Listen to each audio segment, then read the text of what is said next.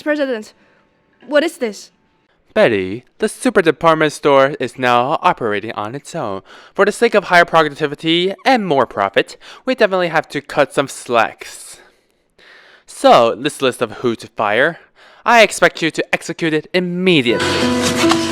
Man, ever since I fired those elders in the last downsize, I'm not being friendly in the company. People hate me, even hire me from the company. Now you ask me to fire nearly 100 people on this list. Man, it's not that I don't want to do it. I can't do it. You can't do it? Then why did I promote you to manager in the first place? If you can't do it, why did I hire you for? Okay, fine. I'll tell someone else to do it. They might as well just take your position too. Man, please don't be mad at me and fire me. How about this? I was planning on taking personal leave. I will think about it during it. And when I come back, I will execute our order properly. Is that okay? Let's put your lack of ability to do your job properly aside. You want to take a day off? There are 365 days in a year for you to do work. 52 weeks in a year, you have 2 days off on the weekends. This means you got 261 days left to work. Every day you work for only 8 hours. That's minus 170 days, which leaves you with only 91 days to work. Every day you spend 30 minutes on coffee breaks. Adding up, and you spend 23 days. That's 68 days left. You spend an hour lunch break. That's minus 46 days, 22 days left. Usually you take a 2-day sick leave every year, 20 days left.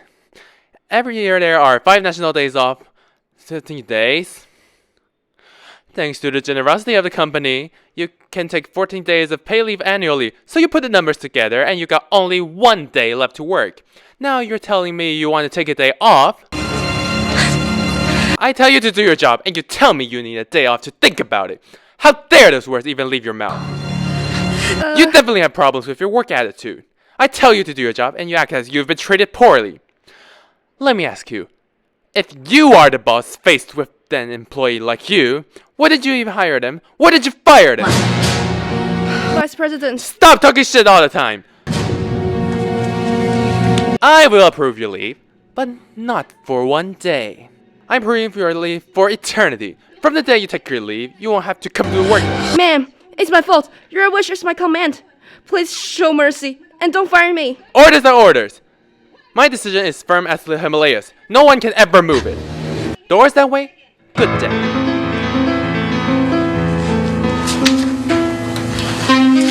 My lady! My lady! The Vice President is going to fire me. You covered me the first time. This time I'm begging you. She's your mother. She will definitely listen to you. I'm sorry. There are 2 things I have to state clearly. First, Mrs. Yin Liu and I are no longer related. In other words, she is no longer my mother. I'm no longer her daughter. Second, last time you think you are so important, making your own words like orders. You shoved me out of my own office. I shall never forget that. I was blind last to cover you last time. I will never cover for a backstabbing worker like you again. My lady.